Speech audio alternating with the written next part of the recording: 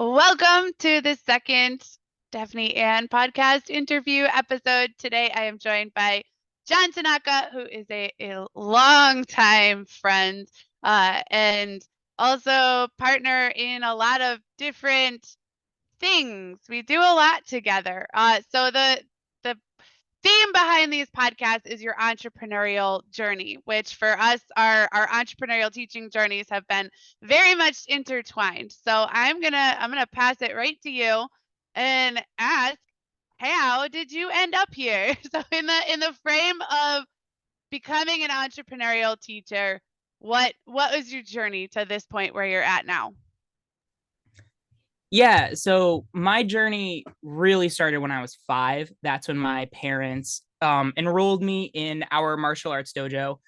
We actually started our martial arts journey like a month apart, but you're 7 years older than I am. So, you had a little bit more cognition. I was more of an uncoordinated goober.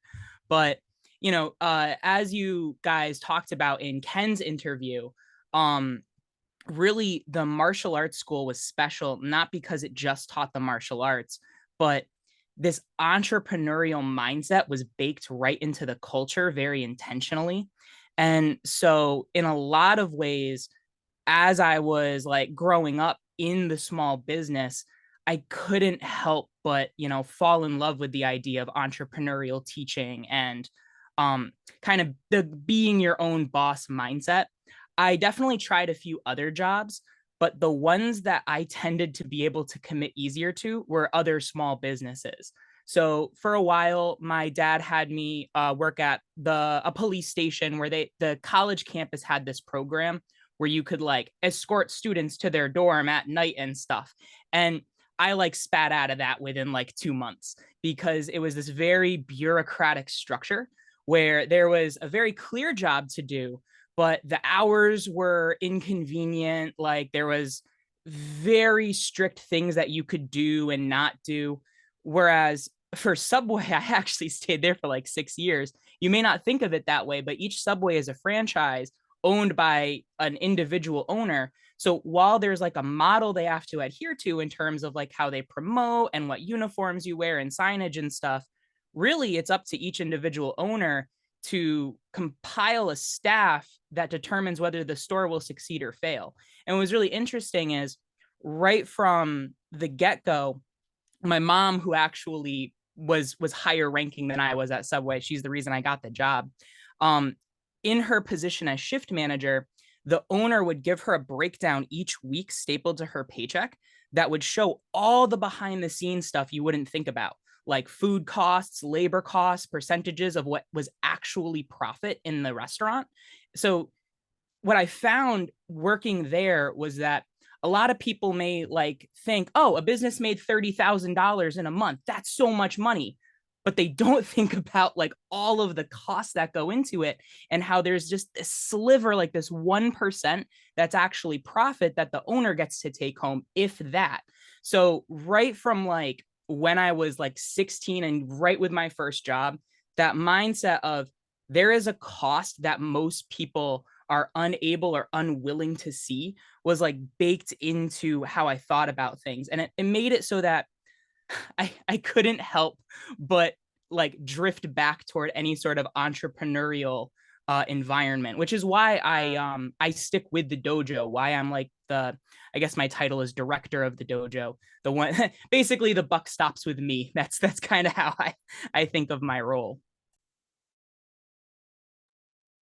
So that's funny because that increases like the crossover. When that Subway sandwich shop opened, I actually got a job there like technically a week before I turned 16 when it was just opening. So I worked at that same Subway when it first opened in the Eastbrook Mall. I was there only for about a year and a half though.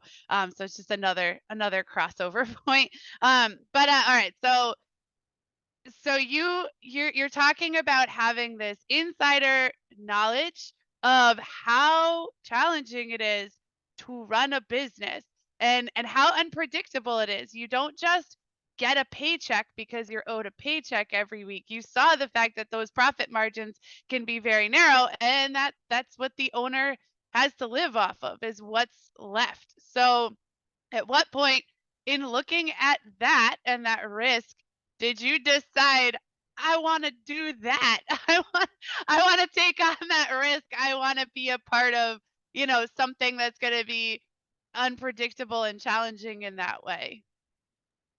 So later on, we're going to talk about how part of my entrepreneurial journey has like really intertwined with Dungeons and Dragons and other tabletop role playing games, and how when you're the dungeon master or the game master of your table, you're also a leader. But it's largely the same reason, which is having been stuck in a follower role or a lower ranking role, I would watch the leaders that I had to follow to get a paycheck shirk responsibility over and over again. And because I had this kind of background insight, and because I watched Ken as a role model do it for years, I knew the the places where the ounce could move 1,000 pounds, where like a little bit of support or a little bit of accountability here or there could really revolutionize an environment.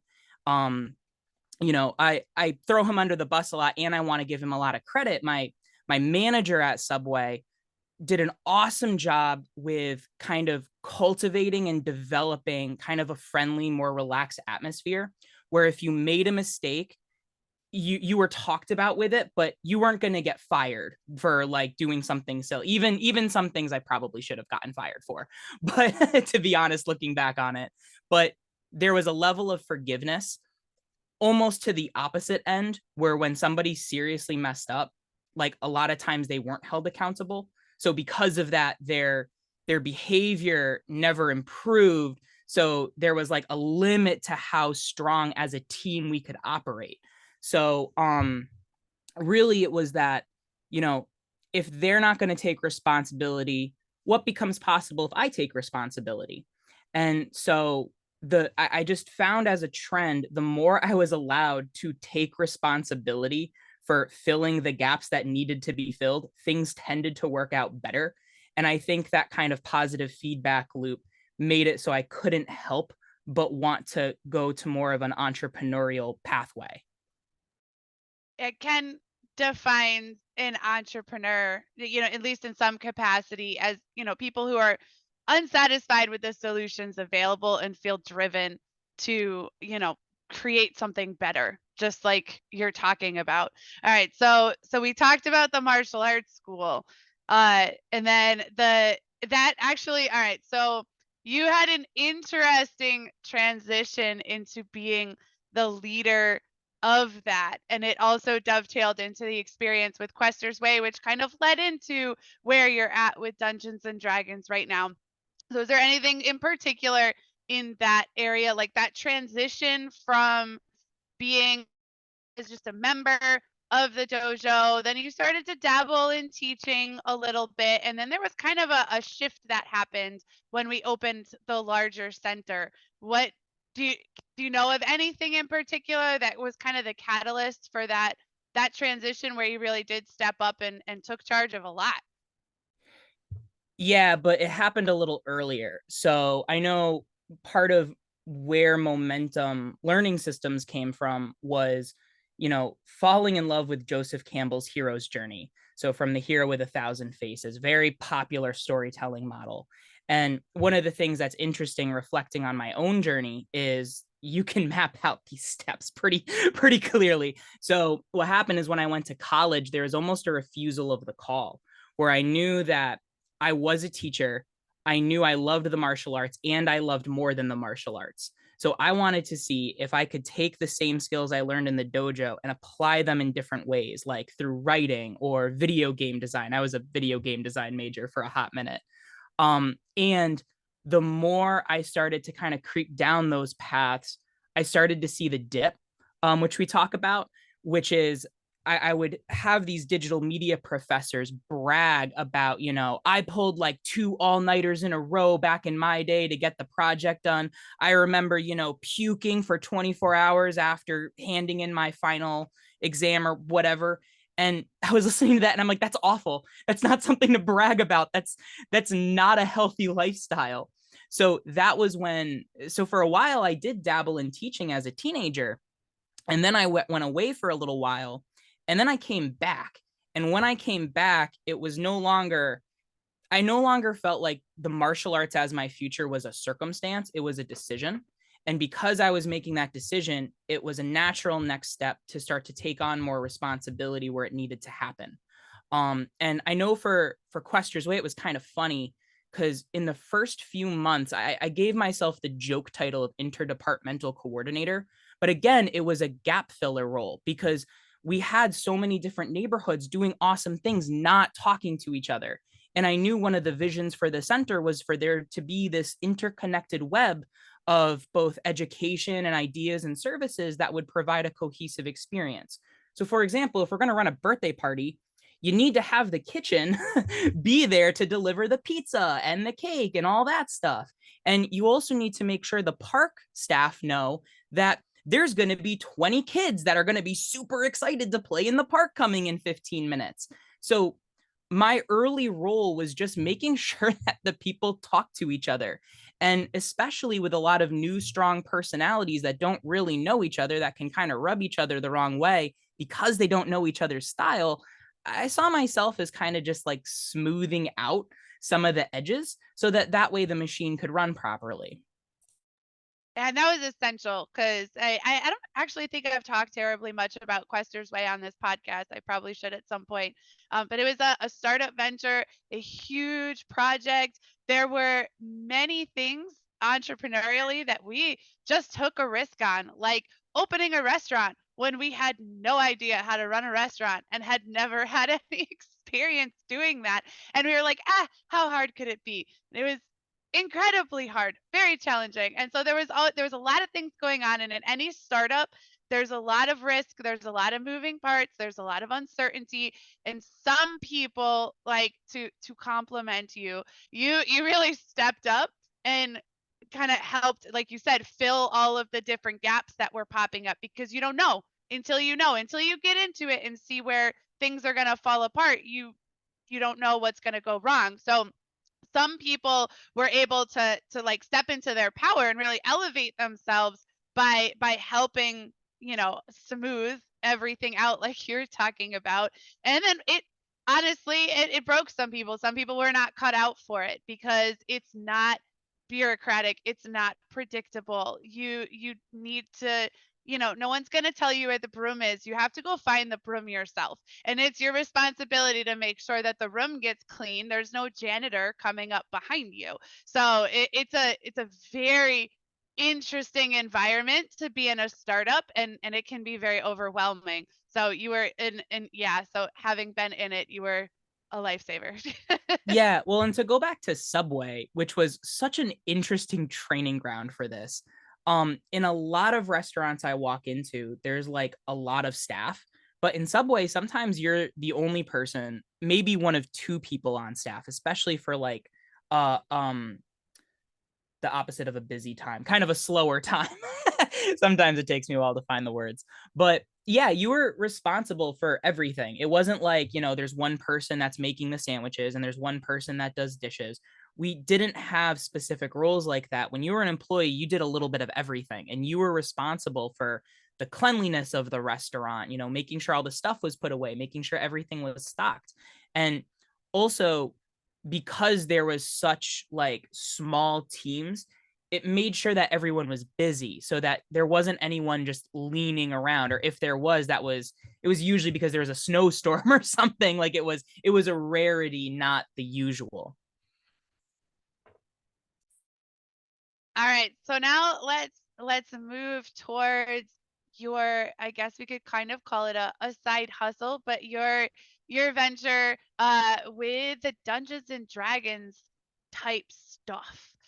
So so through, you are still the director of our martial arts school, but on the side, we are very supportive of this side hustle work you're doing. So tell us a little bit about what Dragon Mind is and kind of where you're hoping to take it, because I know it's still a newer thing that you're playing with. Kind of newer. The podcast has been around for a while, but you're thinking about expanding it. Right. So at Quester's Way, one of the things we offered was Dungeons and Dragons and TTRPGs. And one of the things that both of us started noticing a few months into playing TTRPGs regularly ourselves was that a lot of the personal growth and development lessons that we teach and are very passionate about at our martial arts school were reflected in how you could approach D&D. Sometimes you need to work a little bit to get there.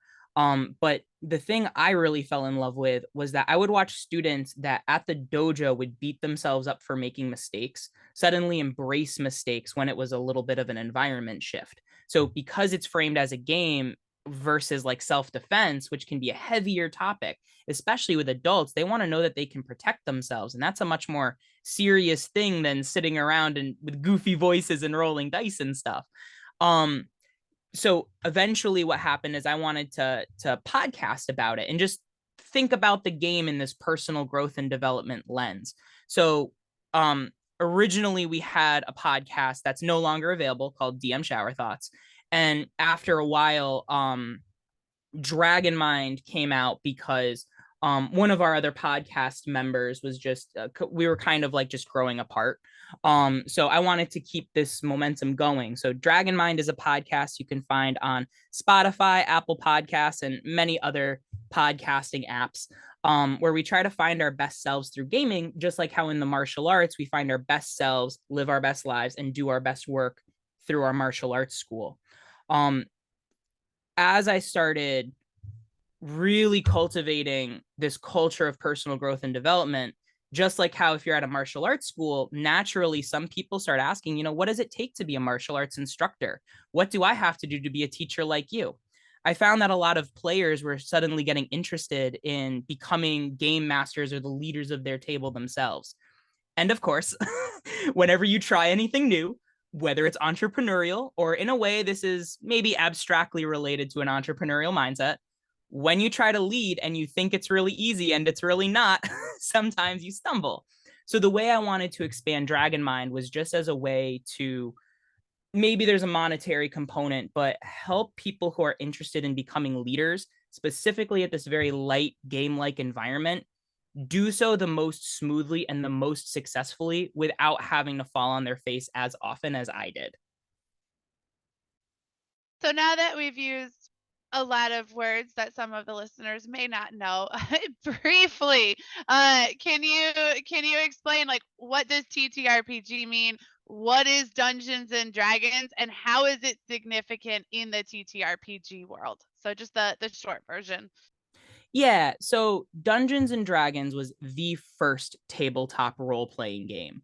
Um, but it is not the only one. So I use the term TTRPGs just as a way to remind myself and others maybe listening that Dungeons and Dragons isn't the only one, but it's the most well-known one and the easiest one to talk about. And TTRPGs really, they're just storytelling games that use dice to randomize outcomes. So the idea is that if you have, say, a writing room, like a TV show, and you have like 4 or 5 people all trying to create a story together, sometimes you think like, would this thing work or would it not work? And instead of having an argument, you just roll a dice, and that lets you know if it worked or didn't work. And that way you still get to be surprised, which is a very key element. If you think about your favorite games, there's an element of surprise there. But probably the easiest way to think about it for someone who has never done it and has no idea is it's a lot like improv theater with a game structure. So it's improv theater, but there are specific rules. Like a board game, there are turns. Like a board game, there are dice. um, and the biggest thing is that the only difference between this and improv theater is that most of the players have a single main character that's their part, that's their role. And then there's one player that's called the game master or the dungeon master in D&D that's kind of like the big narrator, director, writer, editor. They do all the other stuff to make sure that it happens. And as you can probably guess, as a gap filler, as an interdepartmental coordinator, I kind of drift toward that role more often than not. So is that kind of clear on what it is?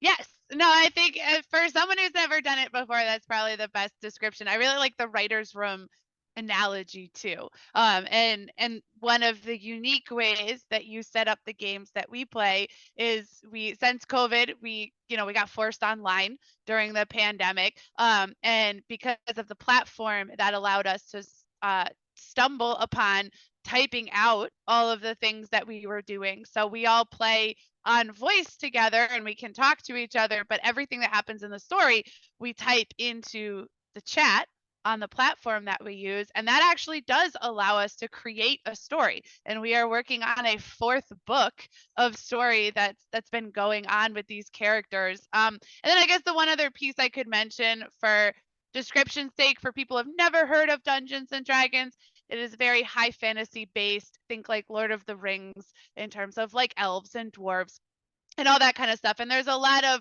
dynamic, customized stuff in it. But if you picture sort of Lord of the Rings, that's gonna get you there. Yeah, that's D&D in particular. Again, the reason I use TTRPGs is because it's more of like a format, kind of like movie is a format. If you go to watch a movie, you know what to expect. But like movies, like the stories you can tell are kind of like there's a lot of different genres, obviously. So D&D is usually specifically Lord of the Rings, like you mentioned. And it can be so much more.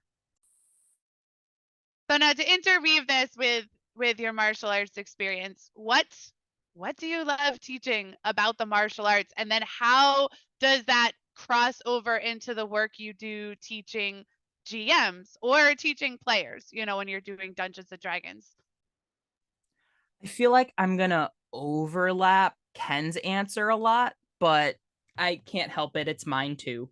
I just love watching the story arc of each student. And also acknowledging and letting them be themselves, kind of like how you say it during all of your podcast intros, just keep being you. So, and the fact that it's mindful movement means that no matter if you're more intellectual or you're more athletic or wherever you're starting from, there's a way for you to grow, even emotionally, like developing your compassion. There's a place for that. So like sometimes I feel like you get like a Steve Rogers type, where if you think of the first Captain America movie where he's like a weenie boy, but he's got a big heart. So all he needed was like the right training and the right muscle building to be able to bring out his inner superhero. Sometimes you get someone from the other side. They're really athletic, and because of the culture of their friend group, they feel like they have to disguise their vulnerability, like their emotions. So I've watched kids that are like, if you see them in public, they're too cool for school. But as soon as they enter the dojo environment, which again, like Joseph Campbell's hero's journey, they're entering the special world, they have permission to be goobers again and be a little bit goofier and be a little bit sillier. So the thing that I just love about teaching the martial arts is it's consistently allowing people to be their best selves. Yeah, so someday they can become an advanced goober. Is that what that note that one of our teens like tried to secretly leave for you? And they said like it was like thank you for being an advanced goober, I think, or something like that. Do you remember what it said? That was pretty much it. The drawing itself was a little uncanny. Really reminded me of JoJo's Bizarre Adventure. But yeah, it was pretty much like just it was that. It was just thanks for being an advanced goober, whatever that means. That's what we specialize in at our dojo is being advanced goobers. So so bringing that back to the TTRPGs, like why are you passionate about Dungeons and Dragons? Like why has it become like so obviously the martial arts is like your primary thing, but then Dungeons and Dragons is a very close second. A lot of the conversations that we have end up interrelating the two. What do you think makes you so passionate about playing the game? Yeah, this is another one that I can like point to a specific moment. First was you came up to me and mentioned how the nature of TTRPGs is you get to create your own character. So from personal growth lens, if you're like, I want to practice being more patient, you create a character that has patience and then you try to role play them, even if it's uncomfortable. And a lot of times when you notice that discomfort, that's where you get to learn a lot about you. So one of the reasons I'm passionate about it is because it acts as a kind of Rorschach test and as a fun way, an enjoyable way to grow yourself. But really, man, it's hard to talk about. So one of our martial arts students was this 8-year-old, and I ran through Quester's Way a D&D summer camp. And what I was expecting were all these 14-year-olds that were talking about how their dream was to play a 20th level character, which means it's the end of the game. And for those of you that don't know, D&D like games can go on a really long time, like even years, and a lot of players never get to the end. It'd be like, if you just like are watching 20 of your favorite movies and you only watch the first 20 minutes every time. You never get to see what happens past that. So my original intent was to let these kids who had never gotten to the end get to the end. And then of course none of them signed up. But we had this one 8-year-old boy sign up, and he like it was really cool because he played a lot of video games. He's very imaginative, but to watch him light up when he realized what decisions he could make and that he had control of his own future was a very powerful thing. In fact, like day 4 of 5, his dad came up to me and told me how like they ordered him all the books and stuff so that he could play his own games and make his own characters. And then I want to say it was like 6 months later, like we got a call that he died. He had this undiagnosed heart condition, and just over Thanksgiving weekend, he had a heart attack and passed away. And we went to his funeral. It was very, it was really tough. And one of the things that the rabbi officiating the service talked about was just how much D&D meant to him. And it really still hits me because I don't think he played more than once. I think he only played during that one time we had together, but it was so impactful. It was so meaningful that it stuck with him that much. It transformed him that much. So I can't help but be passionate about it, because if an 8-year-old playing the game once can get that much out of it, how much could other people get out of it if they give themselves permission to play pretend? Yeah, and I think that situation, and for all of us, it's not, the game is just this loose structure that allows for all of the interaction to happen. So like the self discovery of being challenged in and of yourself to allow your creativity and imagination to, like you were saying, you realize that there are all these different decisions. It's not like a video game where usually you have A, B, and C choices that you can make. Maybe, some video games just push you on a track. So you have this whole world that gets to open up. You're building and creating, not just in yourself, but with other people. So it just unlocks this whole other world, numerous other worlds. It's like, people talk about reading a book and how it can transport you to all of these different places. So this like goes levels deeper than that, because you're not just transported there reading somebody else's words, somebody else's story. You're in the story. You're creating the story with other people. Yeah, and you feel like your choices matter more. So actually, to speak of the same kid, one of the big lessons I learned while we were playing D&D is he was big into Skyrim.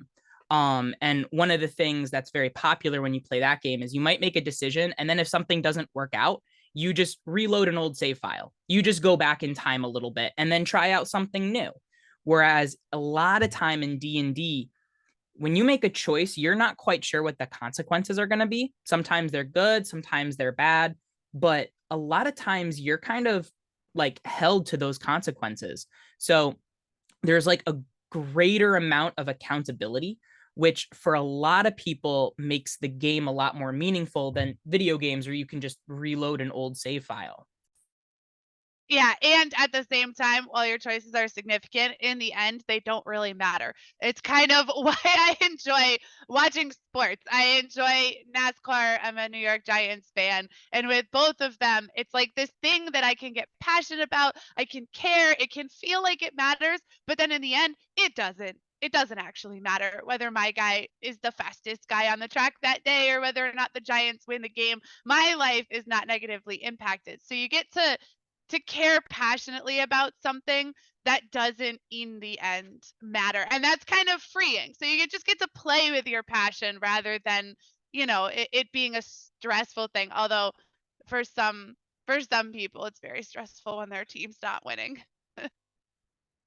All right. So that was a beautiful story about someone that you saw grow and evolve through D&D. But I was curious if there are any other little vignettes or stories about any other interesting things you've seen happen within the games that you've played with different players. Yeah, so like I said, one of the values of TTRPGs is that they give anyone, including adults, permission to play pretend again. So one of the little vignettes that really stuck out to me was we were promoting Quester's Way at like a town event. So, there's different booths set up kind of like a fair. And one of our booths was a little D&D. And instead of like character sheets or all the hullabaloo, I just had like a foam D20 and it was just a little 5-minute thing. So, someone would come up and I would say, all right, so there's a dragon and it's chained in a castle and you have to get like the treasure that's next to the dragon. What do you want to do?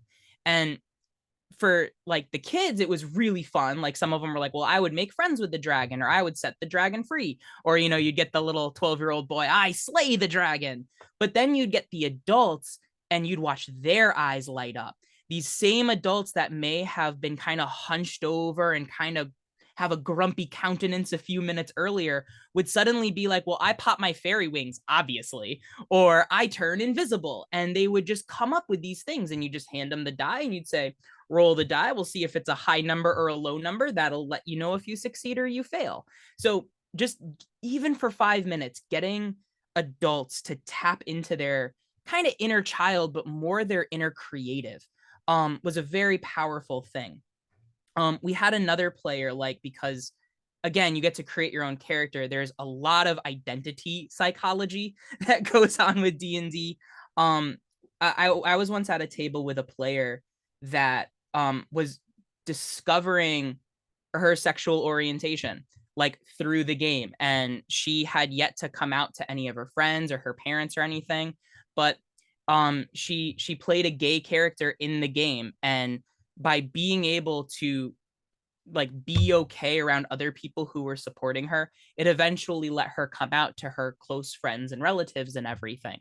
So it was very, there was a very real world empowerment, because like you said, Stephanie, there was the game is kind of like a safe space. If she didn't get the result she wanted, she just goes and tries another table. um and then the last one, of course, is like you mentioned, we write. We, a lot of normal TTRPG, normal, average, iconic, is people talking at each other and kind of improv acting. But we're not really actors, we're writers. So what was really cool is very early on for our latest ongoing game, you fell in love with your character's story so much you couldn't help but keep writing, even though the game was paused. So last I checked, it was like 120 pages, but it might even be more now. And just again, that empowerment, tapping into like your creativity and allowing it to take on a quote unquote more serious medium is a very powerful thing. It was actually very helpful, I think, during the pandemic because there was a lot of holding pattern. I mean, obviously, with the martial arts school, there was only so much we could do with everything shut down, and we were doing Zoom classes, and that really the creative writing of Dungeons and Dragons and writing out Zoe's story, my character's story, really helped fill a gap. And it was a very empowering experience, and I have to give that the credit goes to obviously you for creating the space for to have that character and for that story to start. But then Anne Lamont's book Bird by Bird, for anyone thinking about writing, that's a really great book to, to kind of tap into. And she suggested a habit of just writing 300 words a day. So I had started doing that. I was kind of dabbling in different things, and then I was just like, I'll write Zoe's backstory. And then yeah, it's 180 pages about that I have now, that is followed, like some of it's concurrent with the game that we're playing, and like in the in between time in between the sessions that we play. And then some of it is backstory.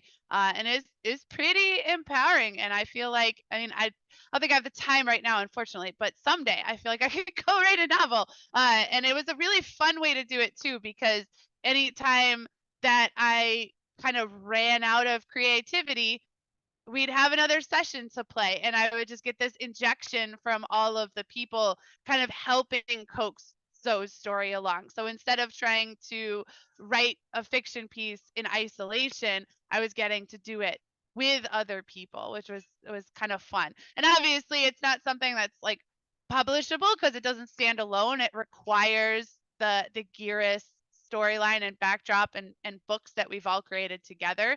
But just for me, I don't need it to be on a bookshelf at Barnes and Noble or whatever. It was fun just to have it for myself. Yeah, and actually just to go off what you mentioned about the pandemic and everything. The other thing about TTRPGs is because they're a group activity, I'm pretty there's a lot of studies about how it helps treat loneliness. And if you imagine like who are D&D players, like nerdy types, it's really a much more diverse community than that. But let's go with stereotypes for a second. People who might otherwise be very lonely or prone to loneliness, and I'm sure you've talked about it on your podcast, how loneliness right now is an epidemic. So it's just amazing how this random niche game from the 70s has suddenly exploded in popularity and is a real way to help kind of feel less alone. So, and there's times like both of us tend to be introverted. You want to take a step back and gestate your own ideas, but to know that you can come back to the group, come back to the tribe where you'll have people that support you and inspire you, that's also a very powerful thing. I think it provides banks to the river for socialization too, which can be very challenging.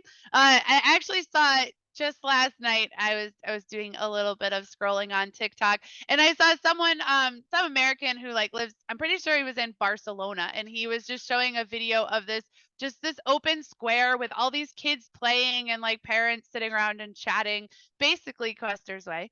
But and just saying how, in other countries there are these gathering spaces that people go to where they all come together, and like, parents might be working on something on the side while their kids are playing and making new friends.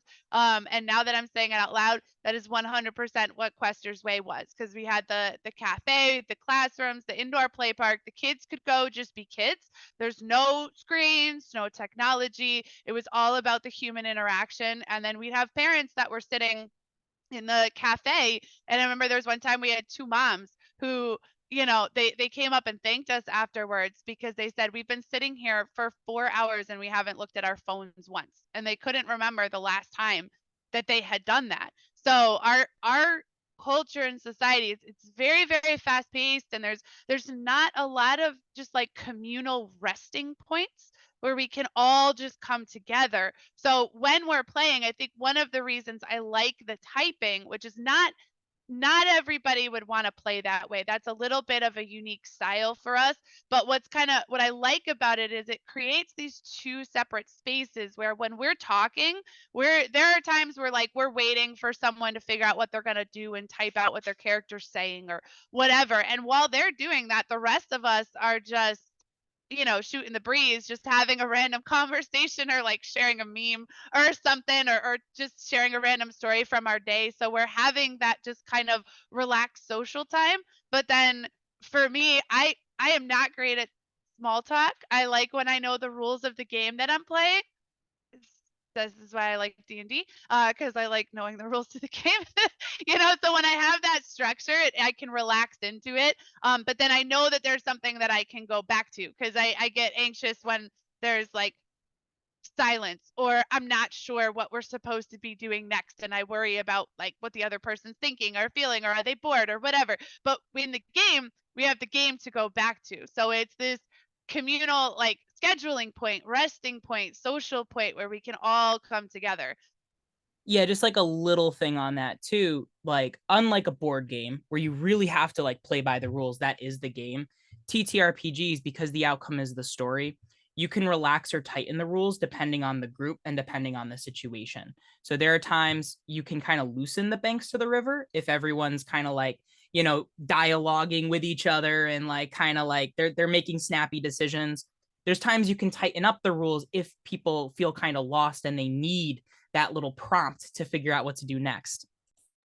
Yeah, then the one other framing thing, I guess, for someone who's never played before is that there are times where things are in a turn order because there's fast action happening, like combat. If we're in a fight, then there's an initiative order, and everyone is taking a turn, kind of like a turn-based video game, or a board game. But a lot of the game is played just kind of open. It's not like this person goes first and then this person goes.